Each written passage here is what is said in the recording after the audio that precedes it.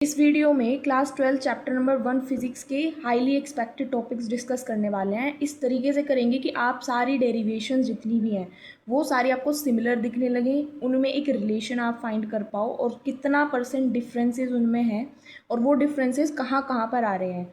तो जब आप इन चीज़ों को इस तरीके से रिलेट करके पढ़ोगे तो जितनी भी ओवरऑल डेरिवेशंस इंपॉर्टेंट हैं उनको आपको याद रखने में बहुत आसानी होगी। तो इस वीडियो को स्टार्ट करते हैं।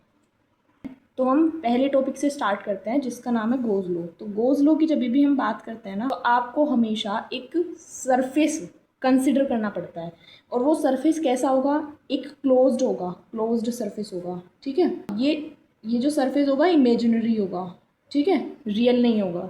तो एक इमेजिनरी क्लोज्ड सरफेस हमें इसको लगाने के लिए, यूज़ करने के लिए हमें कंसिडर करना पड़ता है। ठीक है, अब ये जो सरफेस है ये स्फीयर हो सकता है, ठीक है, ये आपका कोई सिलेंडर हो सकता है, ये कुछ भी हो सकता है। ठीक है, तो हम इस लॉ को हम यूज़ किस लिए करते हैं, हम इस लॉ को यूज़ करते हैं इलेक्ट्रिक फील्ड फाइंड करने के लिए।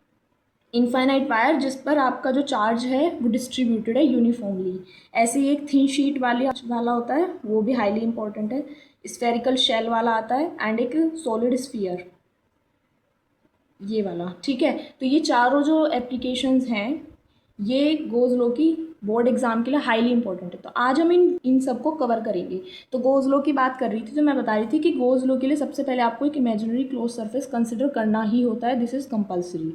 तो अभी गोज लॉ क्या कहता है, मान लो हमारा एक क्लोज सरफेस एक स्फीयर है, ठीक है, तो इस स्फीयर के अंदर टोटल कितना चार्ज एनक्लोज्ड है। अगर मैं Q को 1/एप्सिलॉन नोट से मल्टीप्लाई करूँ क्या बनेगा, Q/एप्सिलॉन नोट।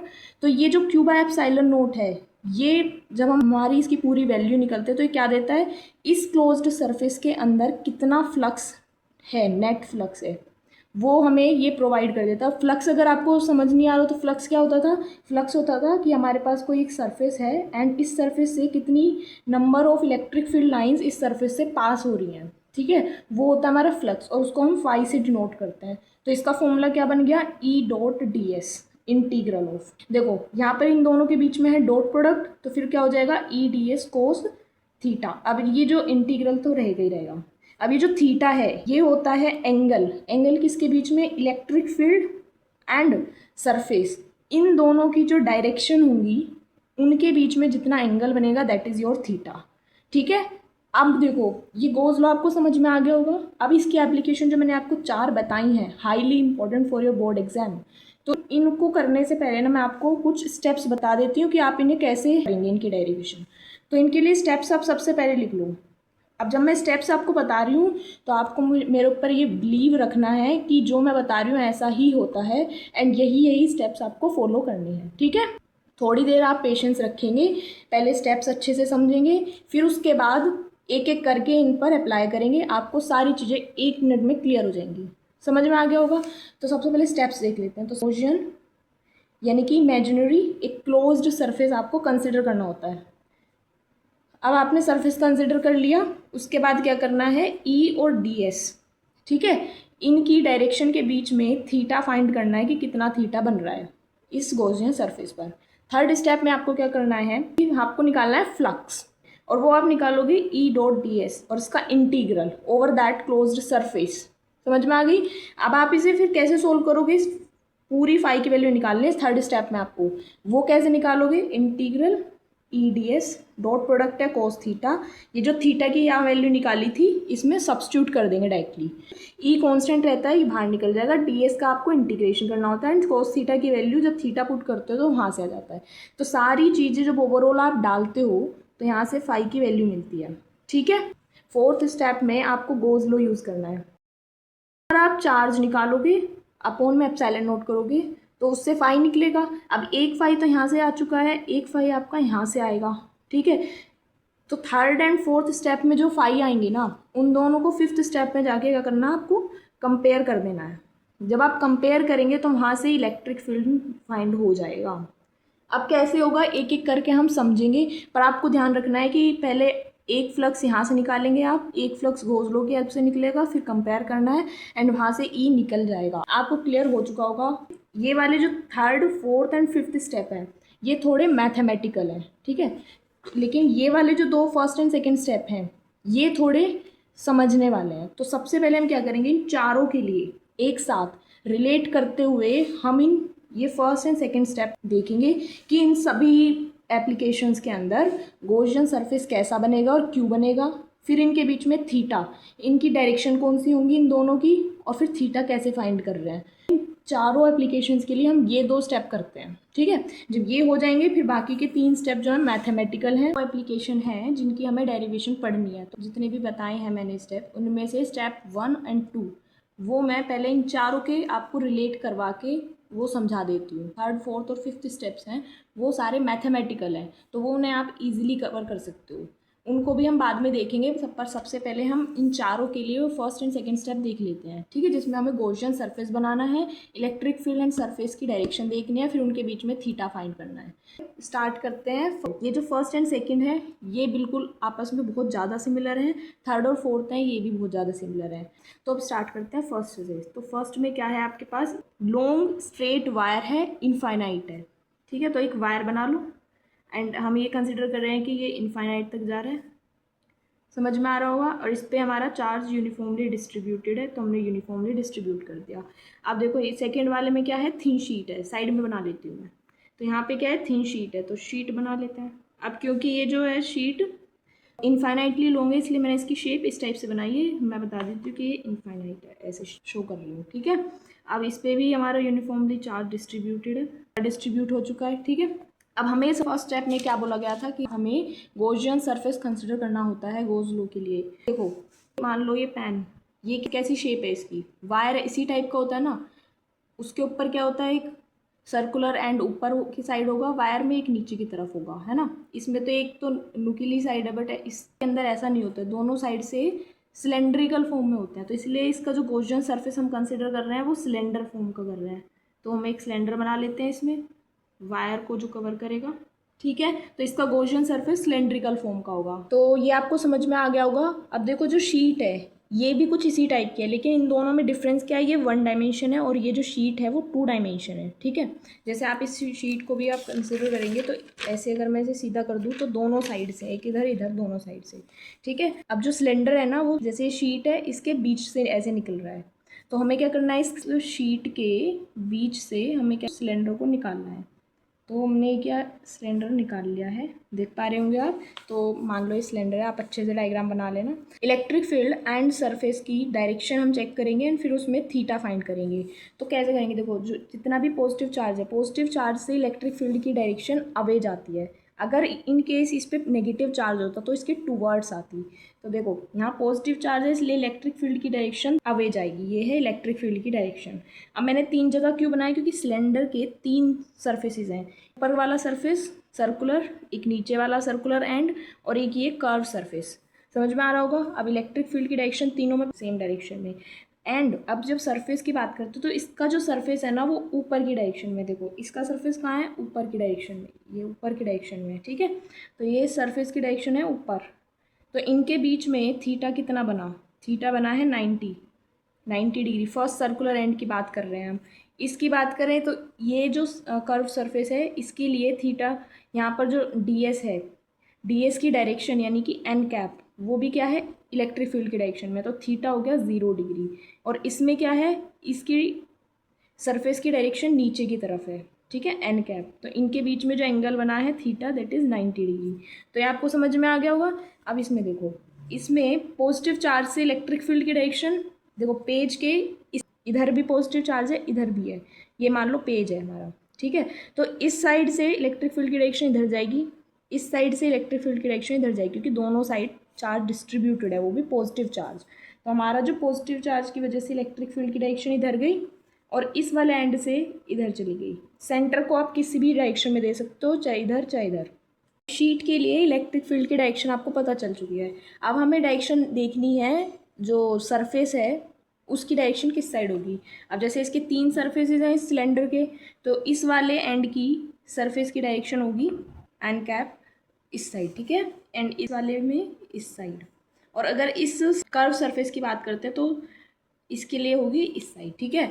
अब देखो इलेक्ट्रिक फील्ड इधर है एंड सरफेस की डायरेक्शन ऊपर की तरफ है, तो इस केस में इस वाले सर्कुलर एंड के लिए होगी थीटा की वैल्यू 0 डिग्री, इस कर्व सरफेस के लिए होगी थीटा की वैल्यू 90 डिग्री एंड इस वाले सर्कुलर एंड के लिए थीटा की वैल्यू होगी 0 डिग्री। आपको समझ में आ गया होगा। अब देखो ये दोनों जो है डेरिवेशन का ये दो स्टेप इन दोनों के लिए कवर हो चुके हैं। अब हम spherical shell and solid sphere की बात कर लेते हैं। तो देखो जब हम स्फेरिकल शेल की बात करते हैं ना, तो एक शेल बना लो स्फेरिकल टाइप की, ठीक है। तो एक हमने स्फेरिकल ले लिया, एक हमने सॉलिड स्फीयर ले लिया, ठीक है। कंसिडर कर लेना ये शेल है, ये सॉलिड स्फीयर है। अब देखो दोनों ही केसेस में आपको तीन तीन केसेस निकालने होते हैं। एक आउटसाइड इलेक्ट्रिक फील्ड निकालो, इलेक्ट्रिक फील्ड आउटसाइड निकालो, इनसाइड निकालो और एक सरफेस पर निकालो, सरफेस, ठीक है। दोनों के लिए होगा ये, दोनों के लिए ही ये तीन तीन केसेस निकालने होते हैं आपको, इनसाइड, आउटसाइड, एट सरफेस, ठीक है। स्फेरिकल शेल के लिए भी एंड सॉलिड स्फीयर के लिए भी। अब ये तीन तो केसेस तो आपको निकालने हैं ही हैं। अब आप इसमें देखोगे कि इसके लिए भी गॉसियन सरफेस बना लो। जब आउटसाइड की बात करेंगे तो आउटसाइड को गॉसियन सरफेस बनाएंगे, ठीक है। उसे डॉटेड से आप शो कर देना, जिससे हमें समझ में आ जाएगा कि डॉटेड वाला हमारा गॉसियन है और जो ये सॉलिड वाला है ये हमारा स्फेरिकल शेल है, ठीक है। तो फिर इनकी क्या कर लेना, आप रेडियस मेजर कर लेना, इसकी भी इसकी भी, समझ में आ गया होगा आपको। एंड फिर इस गॉसियन सरफेस पे हमें क्या निकालना होता है, इलेक्ट्रिक फील्ड एंड सरफेस की डायरेक्शन और उनके बीच में एंगल थीटा, ठीक है। तो इस पर एक सरफेस ले लो गॉसियन सरफेस पे ds एंड अब देखो सेल के अंदर कोई चार्ज कभी भी नहीं होता है, इसके हमेशा सरफेस पे चार्ज होता है, तो इसलिए इसके सरफेस पे चार्ज होगा।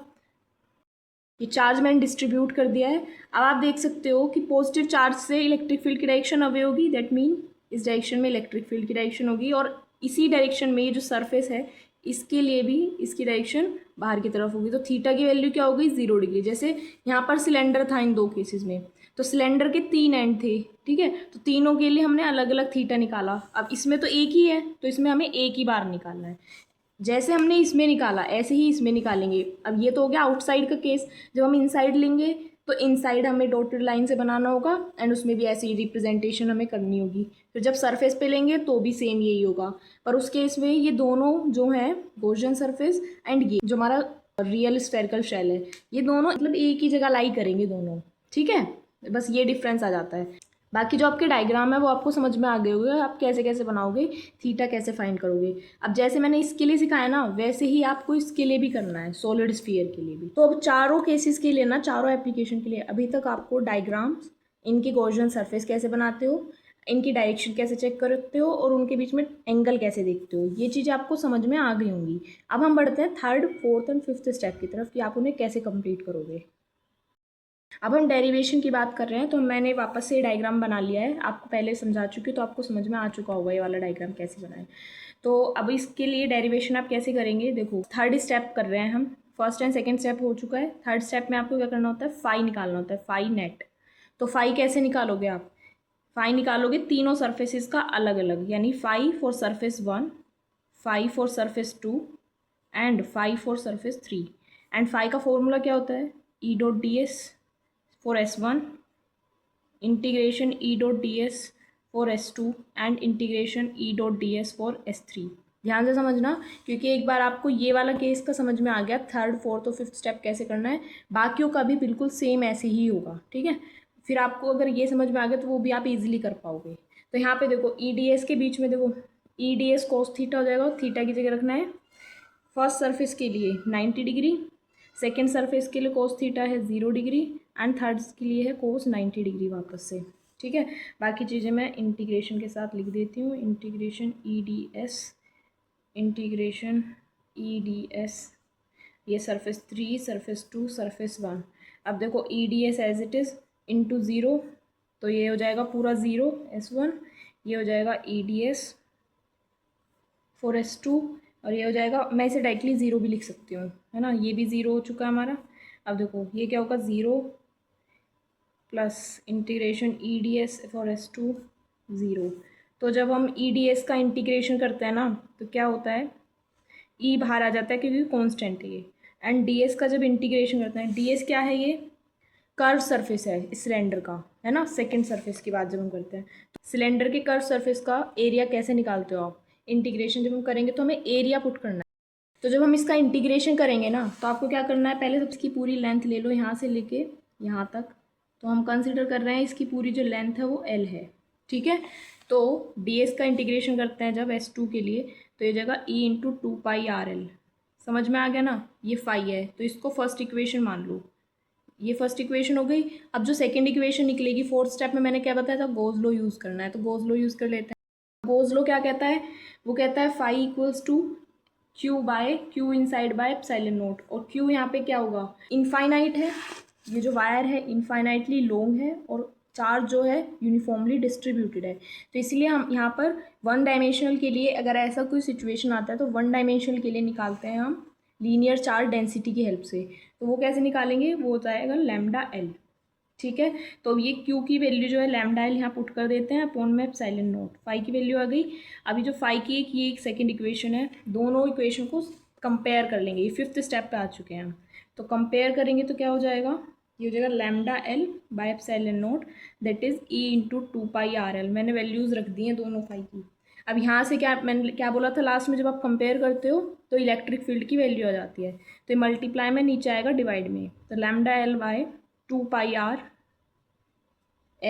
एप्सिलॉन नोट, ठीक है। तो ये क्या है आपका इलेक्ट्रिक फील्ड की वैल्यू आई। ये कौन से केस के लिए आई है, ये infinitely long straight charge wire के लिए आई है। अब जैसे आपने इसके लिए निकाला है वैसे ही आप थिन शीट के लिए निकाल सकते हैं, एंड सेम तरीके से स्फेरिकल शेल और सॉलिड स्फीयर, इन सब के लिए सेम तरीके से निकलेगा। अब मैं आपको डिफरेंसेस बता देती हूँ, डिफरेंस कहाँ पर आएंगे। आपको वायर वाला केस समझ में आ गया है तो ये इनफाइनाइट प्लेन शीट में मैं आपको बता देती हूँ क्या क्या डिफरेंसेस हैं।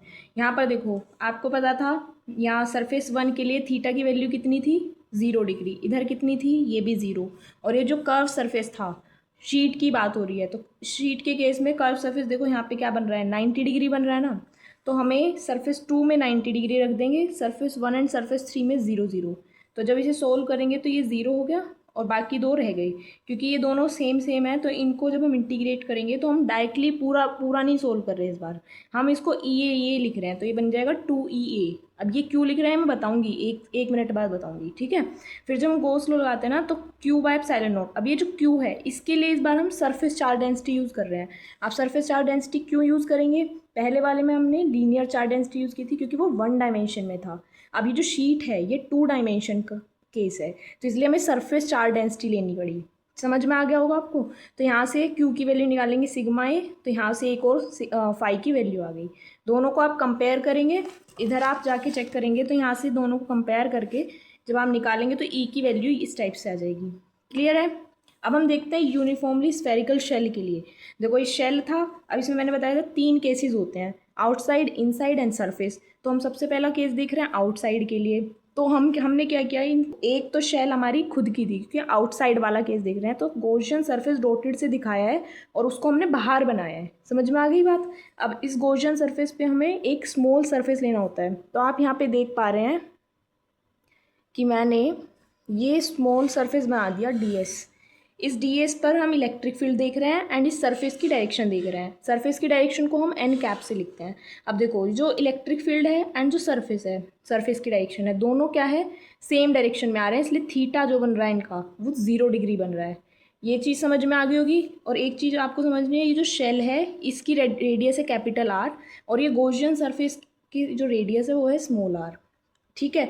अब बिल्कुल सारे स्टेप एग्जैक्टली सेम रहने वाले हैं, आप चेक कर सकते हैं। यहाँ पर आउटसाइड का केस ले रहे हैं तो गॉसियन सरफेस एंड ये थीटा निकालने वाला स्टेप हो चुका है, यानी स्टेप नंबर 1 एंड 2 डन।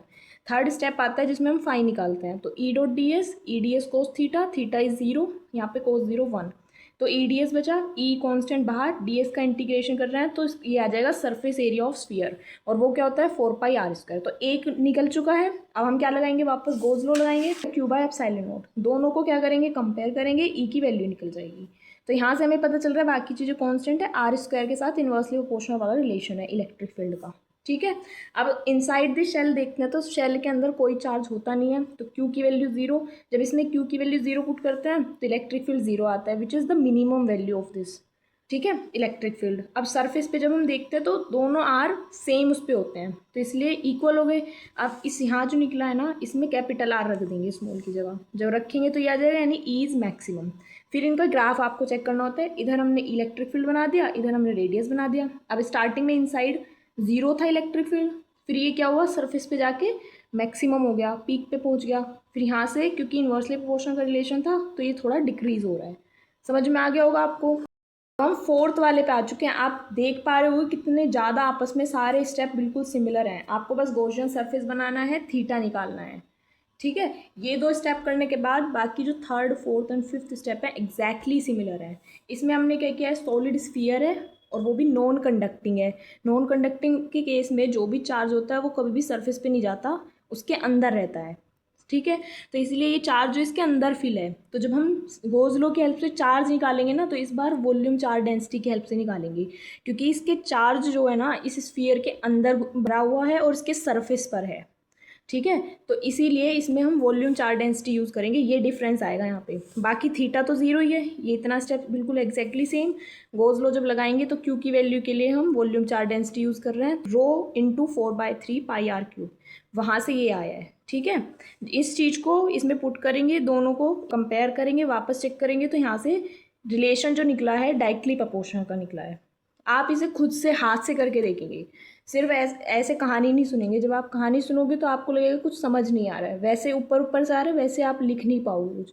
लेकिन जब आप खुद से करने बैठोगे और साथ साथ ही वीडियो चलाओगे तो आपको सारी चीज़ें क्लियर हो जाएंगी एंड इवन आपके पास बहुत ज़्यादा कॉन्फिडेंस होगा इस चीज़ को लेकर, ठीक है। तो अगर आपको समझ में आ रहा है तो लाइक शेयर एंड सब्सक्राइब जरूर कर देना। ये सॉलिड स्फीयर का इनसाइड वाला केस चल रहा था, तो हमने देखा है कि ई जो है डायरेक्टली प्रोपोर्शनल टू आर है, मींस वो आर पे डिपेंड कर रहा है। तो सेंटर में क्या होता है, सेंटर में आर की वैल्यू तो जीरो होती है, तो उस केस में ई की वैल्यू भी क्या हो जाएगी, जीरो।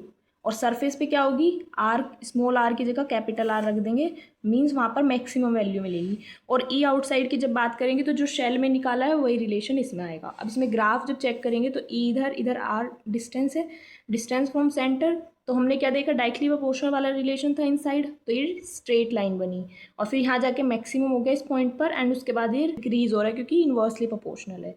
तो आपको ये चारों डेरिवेशंस बहुत इजीली कवर हो गई होंगी, आपको समझ में आ गया होगा, कॉन्फिडेंस भी आ गया होगा आपके अंदर। अगर आ गया है तो आप मुझे कमेंट सेक्शन में प्लीज़ ज़रूर बताइएगा एंड मैं कहाँ पर इम्प्रूव कर सकती हूँ वो भी बताइएगा।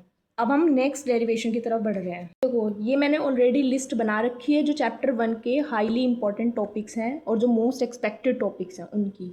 तो गोज लॉ सबसे पहले था इसमें, तो वो मैं कंप्लीट करा चुकी हूँ। अब हम बात करते हैं electric field due to dipole, और उस पे उसकी एक्सिस और इक्वेटोरियल इन दोनों पे हमें इलेक्ट्रिक फील्ड निकालनी है, ठीक है। तो अब इस सेकेंड टॉपिक की बात कर लेते हैं फटाफट। अब जो हमारा नेक्स्ट टॉपिक है वो है electric field intensity on axial line of electric dipole, ठीक है। कोई भी डेरिवेशन ना आप उसके नेम से ही समझ सकते हो। इलेक्ट्रिक डाइपोल है, उसकी एक्सियल लाइन बनानी है और उस पर एक पॉइंट लेना है उस एक्सियल लाइन पर, और उस पॉइंट पर आपको इलेक्ट्रिक फील्ड इंटेंसिटी निकालनी है। समझ में आ गया होगा, नहीं आया तो अभी समझ में आ जाएगा। देखो डाइपोल कैसे बनता है, दो इक्वल एंड ऑपोजिट चार्जेस आपको लेने होते हैं, आपने ले लिया, एक को बोल दो माइनस क्यू, एक को बोल दो प्लस क्यू, ठीक है। और इन दोनों को थोड़े डिस्टेंस से सेपरेट करते हैं हम, 2a डिस्टेंस बोल देते हैं हम। तो अब ये क्या बन गया, एक डाइपोल बन गया। अब इसकी एक्सिस बनानी है हमें, तो एक्सिस बना दो और उस एक्सिस पर एक पॉइंट ले लो P, ठीक है। इस P पॉइंट पे हमें क्या निकालना है, इलेक्ट्रिक फील्ड इंटेंसिटी। आप करोगे कैसे, सोचोगे कैसे, सबसे पहले आपको देखना है जो इस P पॉइंट पर ना दो चार्जेस है तो दोनों की वजह से इस पे इलेक्ट्रिक फील्ड इंटेंसिटी आपकी बनेगी, ठीक है। अब देखो प्लस क्यू चार्ज है तो इसके लिए इसकी डायरेक्शन किधर होगी इलेक्ट्रिक फील्ड की, इस साइड, और जो माइनस क्यू चार्ज है उसकी टूवर्ड्स होगी यानी कि इस साइड। तो माइनस क्यू वाले को बोल देते हैं E1, तो E1 की डायरेक्शन है टूवर्ड्स, और जो प्लस क्यू है उसके लिए इलेक्ट्रिक फील्ड बोल देते हैं E2 और उसकी डायरेक्शन है अवे। अब अगर देखें, अगर हम सोचें कि आप इलेक्ट्रिक फील्ड इंटेंसिटी तो दो हो गई हमारे पास, अब आप इलेक्ट्रिक फील्ड इंटेंसिटी आप जो निकालनी है वो इन दोनों का रिजल्टेंट निकालनी है। अब आप रिजल्टेंट कैसे निकालोगे, अगर देखो ये दोनों सेम डायरेक्शन में होती तो आप क्या करते हैं, इनका एडिशन कर देते दोनों इलेक्ट्रिक फील्ड इंटेंसिटी का, लेकिन ये क्या है अभी ऑपोजिट डायरेक्शन में, तो आप इन्हें इस बार प्लस नहीं करोगे, इनको माइनस करोगे। लेकिन आपको पता होना चाहिए कि कौन बड़ा कौन छोटा है ना, तो उसके लिए जो इस पॉइंट P के पास जो भी चार्ज होगा ना उसकी वजह से जो इलेक्ट्रिक फील्ड इंटेंसिटी बनेगी उसका मैग्नीट्यूड हमेशा ज़्यादा होगा। तो यानी कि प्लस क्यू की वजह से कौन सी इलेक्ट्रिक फील्ड इंटेंसिटी बन रही है, E2। तो E2 का मैग्नीट्यूड E1 से ज़्यादा होगा। दैट मीन हमें जब इनका रिजल्टेंट निकालेंगे ना तो हम बोलेंगे E2 माइनस E1, ठीक है। इससे हमें निकलेगा E। बस ये आपका मेन फॉर्मूला है जिसे आप बोल सकते हो इस वाली डेरिवेशन के लिए। तो ये आपको हमें इस वाली के लिए ये हमेशा याद रखना है। समझ में आ गया? तो अब हमें क्या करना है ना, हम सबसे पहले इनकी नेमिंग रख देते हैं। जैसे एक को बोल दो ए पॉइंट, एक को बोल दो बी, इसको पी तो बोल ही रखा है, ठीक है। अब इलेक्ट्रिक फील्ड के लिए ना फॉर्मूला होता है 1/4πε0 Q/r², ठीक है। ये आपने पढ़ रखा है, ऐसा नहीं कि ये एकदम से मैंने बोल दिया, ये पढ़ रखा है आपने। अब यहाँ जो आर है, आर जो होता है ना ये डिस्टेंस होता है। अब डिस्टेंस देखो, अगर -q चार्ज की इलेक्ट्रिक फील्ड इंटेंसिटी निकालोगे तो ए से लेके पी तक का डिस्टेंस देखोगे, और अगर +q चार्ज की इलेक्ट्रिक फील्ड इंटेंसिटी देखोगे तो बी से लेके पी तक का डिस्टेंस देखोगे।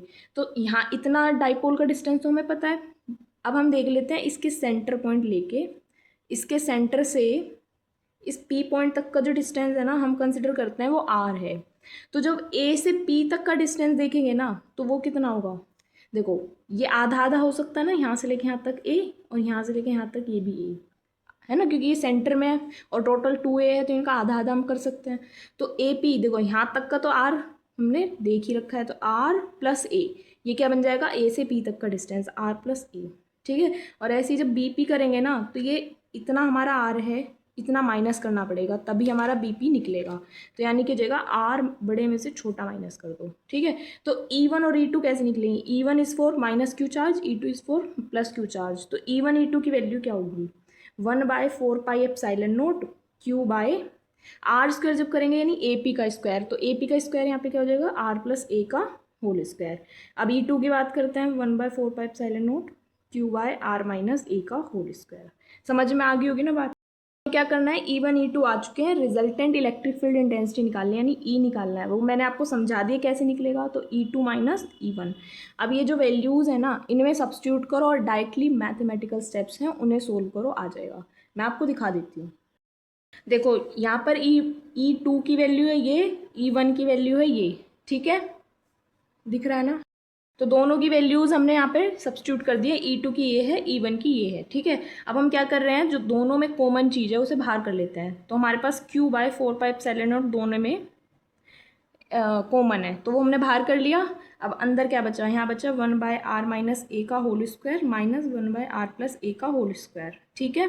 अब हमें क्या करना है, एलसीएम लेना है। तो एलसीएम जब लेते हैं क्या करेंगे, r-a का होल स्क्वायर, r+a का होल स्क्वायर, ये इससे कैंसिल हो जाएगा तो बचेगा r+a का whole square minus minus sign, ठीक है, r-a का होल स्क्वायर। अब देखो ये वाली चीज़ एज इट इज़ चलती रहेगी, ठीक है। इधर फोकस करना है हमें मेनली। तो हम क्या करेंगे, इसे ओपन कर लो, a+b का whole square, r² minus +2ra minus r², bracket लगाना जरूरी है, +a² माइनस 2ra। ये ऊपर वाला हमारा सोल्व हो चुका है, नीचे एक एक करके करेंगे, ठीक है। अब ये एज इट इज़, ये एज इट इज़ चल रहा है। अब जब हम इसे ओपन करेंगे ना, r² + a² + 2ra minus r², minus अंदर मल्टीप्लाई कर रहे हैं, a² + 2ra अपॉन में r-a का होल स्क्वायर, r+a का होल स्क्वायर। अब जो कट रहा है ना उन्हें हम काट रहे हैं, बाकी इन दोनों को एक साथ करेंगे, एज इट इज़ चल रहा है। ये हो जाएगा 4ra अपॉन r-a का होल स्क्वायर एंड r+a का होल स्क्वायर। समझ में आ रहा होगा शायद आपको। तो देखो यहाँ पर क्या चल रहा था अभी तक हमारा, यहाँ पे चल रहा था Q/4πε0 एंड यहाँ पे है, इसको हम लिख सकते हैं 2ra × 2, ये लिख सकते हैं, अपॉन r-a का होल स्क्वायर एंड r+a का होल स्क्वायर। अब देखो सबसे पहले हम नीचे वाले को खोल लेते हैं, तो a minus B and a+b, ये क्या होता है, a² - b² होता है ना। तो यहाँ पर भी यही है, a माइनस बी a+b, है ना। तो इसमें हम इस टाइप से लिख सकते हैं। तो यानी कि हम इस वाले को r-a का होल स्क्वायर और r+a का होल स्क्वायर, इसको हम लिख सकते हैं r² - a² का होल स्क्वायर। हम ये चीज़ लिख सकते हैं, क्लियर है। अब हम क्या कर रहे हैं, 1/4πε0, देखो ये चीज़ समझाने वाले स्टेप हैं, ठीक है। तो ये रफ काम है। तो यहाँ पे क्या है, 1/4πε0 into Q into 2a into 2r। मैंने इस सब को ऊपर वाले को थोड़ा स्प्लिट करके लिखा है, बाकी है वही चीज़। अपॉन नीचे वाले के लिए मैं ये लिख दूंगी R square minus A square का होल स्क्वायर। अब देखो क्यू इंटू टू ए क्या बन गया, एक डाइपोल बन गया, एंड डाइपोल को लिखते हैं पी से, P into two R upon 4 pi epsilon naught into R square minus A square का होल स्क्वायर। ठीक है, ये किसकी वैल्यू है, हमारी इलेक्ट्रिक फील्ड की वैल्यू चल रही है।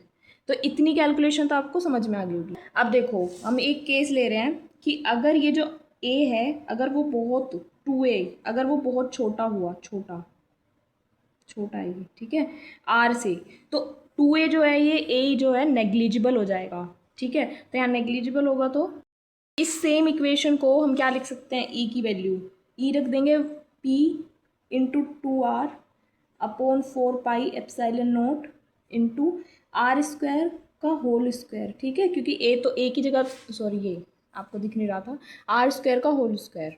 ठीक है, क्योंकि यहाँ पे एक जो था, ए जो है उसको हमने ज़ीरो पुट कर दिया है नेग्लिजिबल कंसिडर करके। तो यहाँ पे क्या बन जाएगा अब आपका आर की पावर 4 और एक आर ऊपर है, तो ये कैंसिल होंगे, ये कैंसिल होके 2p upon 4 pi epsilon naught R की पावर 3 बचेगा। ठीक है, ई, और यहाँ p क्या है, डाइपोल मूवमेंट है। तो बाकी सारी चीज़ें क्या है, कांस्टेंट, तो ई के साथ क्या रिलेशन है आर का, inversely proportional of R cube. ठीक है, तो ये निकला है फॉर एक्सियल लाइन के लिए। ठीक है, अब इसी तरीके से इक्वेटोरियल लाइन के लिए आप